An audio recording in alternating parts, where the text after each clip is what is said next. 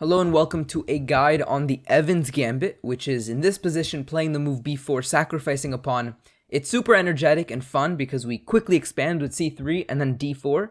So we're going to analyze this position quite deeply in the video today. There is going to be a PGN file if you're interested in the description. Also, as always, there's a puzzle on the screen which relates to the video. So this is a position that was derived from the Evans Gambit. So whenever you feel like it, take some time and try to find the answer. Now, the final thing that I want to emphasize is that black has alternatives. They can go bishop c5, they can go bishop e7. They don't even have to accept the gambit, but we're going to be focusing on this position. So the main line, which is them taking and then going bishop a5, this is what we're hyper-focusing on in the video today. So we go d4, we expand, and after they take, we castle. Now, we're already down a couple of pawns, but the main thing that you're going to see, the main source of compensation, is the energy that our pieces can bring to the table. So we already have a bishop very nicely developed and a knight. And what you're going to see is that this queen often comes to b3, which aids in the pressure on f7. And so we're going to get quick development and quick initiative. So in this position, black has two options. They can play the more materialistic approach, which is taking the pawn on c3. And we're going to begin by looking at this, but they can also go for the move d6 here, a bit more passive and slow, just developing their pieces. But let's begin with d takes c3. We go queen b3. Like I said, we're now adding pressure onto f7, and it's not very easy to defend this pawn. Now, queen to f6 is the main option, but here we go e5. We immediately put pressure on this queen. Obviously, they can't take this pawn. If knight takes e5, we're going to go rook to e1 using the pin. This is another very common theme in the Evans Gambit to keep an eye out for. We're winning back a lot of material now because, for example, after knight e7, rook takes e5, we're completely crashing through. There is a game to show you this, but there isn't much explanation needed here. We're up just a ton of material, two pieces, and white can easily convert here very smoothly and win the game. So let's go all the way back. That's not the interesting line, the most challenging line for us.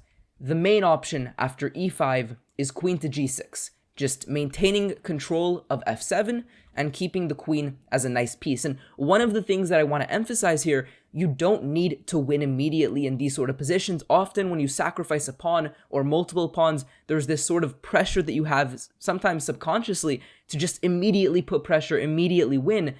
But that isn't necessary here. You can take things a bit slowly, and the reason for this is that black, it still takes them a couple of moves to untangle, and in the meantime, as long as we efficiently develop, we're going to be able to put sufficient pressure. So we just take the pawn back on c3, and after they take back, we're going to play queen takes c3, they develop their knight, and now bishop a3. And after they castle, we can go bishop d3. We're adding pressure to the queen on g6, we're adding pressure along this diagonal, and we have quite a bit of initiative. And after bishop takes on e7, knight takes, queen takes e7, we've regained some of that material. And as for the rest of the material, we have sufficient compensation because of our piece activity. So we have a lot more development than black does. Additionally, there's quite a lot of pressure along this diagonal over here. And it's very difficult for black to untangle and develop here. So after they take, we go rook takes e5. And you can kind of see our extra added initiative really being highlighted here. So knight g5, we're putting pressure on h7. They're going to attack the rook. And here bishop c4, we're following a game here with Fischer with the white side. And after queen c4, black resigned because after bishop e6, there's obviously just rook takes e6, and we're winning. There is actually a line here to look at, but it's not very interesting because we're just up, obviously, a ton of material. So back to the position, king h8 is possible, but then knight f7, and we're either going to get quite a nice smothered mate like this, or if they were to take that knight, obviously, we just have a back rank checkmate. So the point is, white's initiative is certainly overwhelming. So now we get back to the question, how are they defending f7? So queen f6, we looked at that, e5, white gets some good initiative, so queen e7. But now we can simply take again on c3.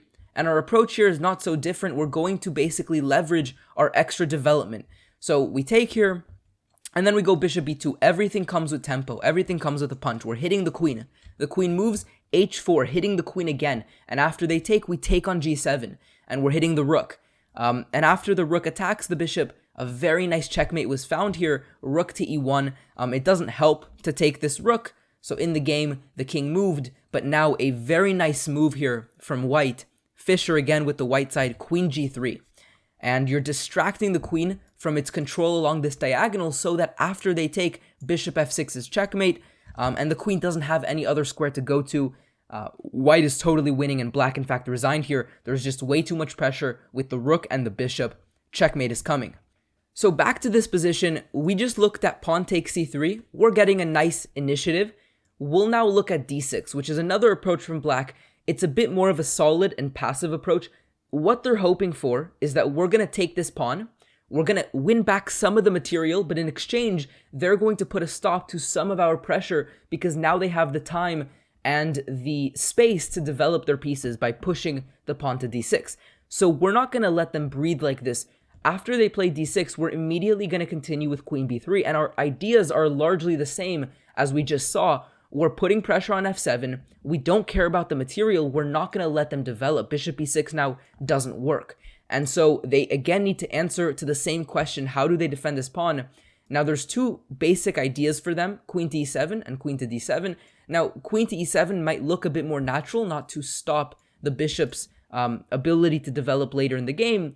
But now we can crash through with e5. And if they take, now the queen is quite exposed along this diagonal. So this is the downside of queen to e7.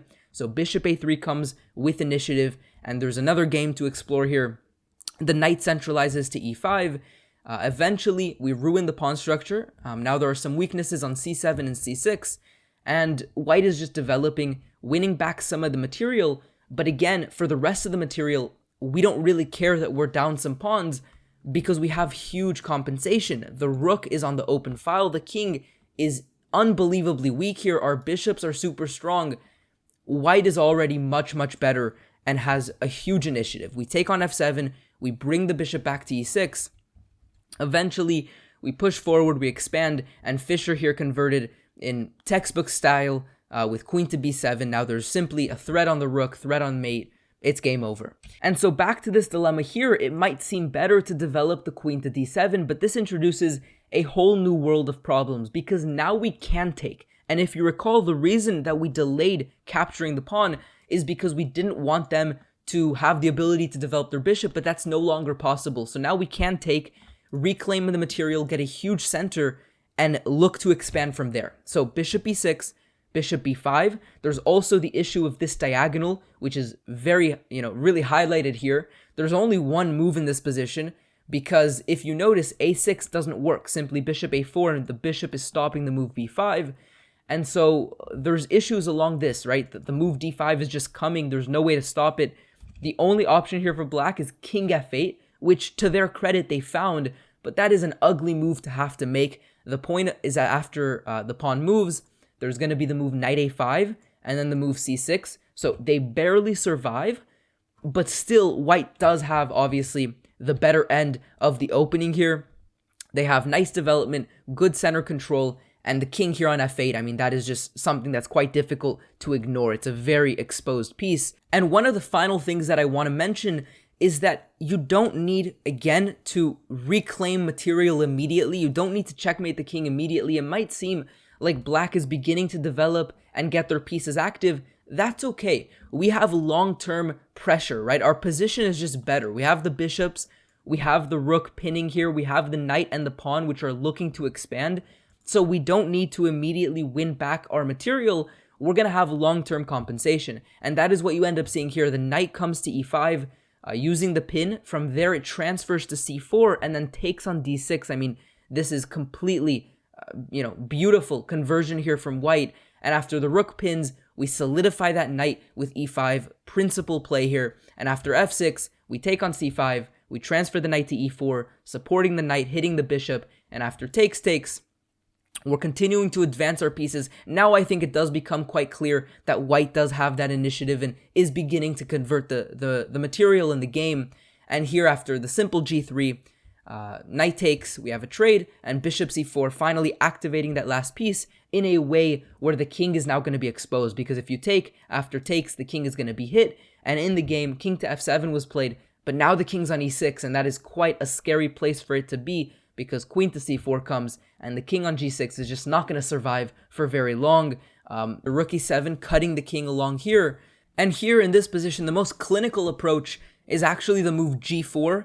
You're setting up some sort of checkmating net that's now going to be unavoidable, but you don't need to be clinical here. You could just bring extra pieces into the game like Fischer did, and something's going to give, right? You don't need to play in the most precise way here to know that you're just going to be winning and crashing through. So h5, queen f7, rook e6, and there's nothing left to be said. We're going to take here, then we're going to explode open. The conversion was actually quite nice because we are now down a lot of material, but Fischer found a beautiful finish here. Rook e4, and check this out, queen f5, and now rook takes g4, and the point, the king has walked itself into a cave where it is now no way to move out, and all we need is to get this queen to a place where it could give a check. So simply queen d3 and queen f1 checkmate is unstoppable. So that, ladies and gentlemen, is the basic ideas of the Evans Gambit. Hopefully you enjoyed the video. Subscribe if you're new around here, like this video if you did learn something new from it, and I'll see you guys next time. Peace out.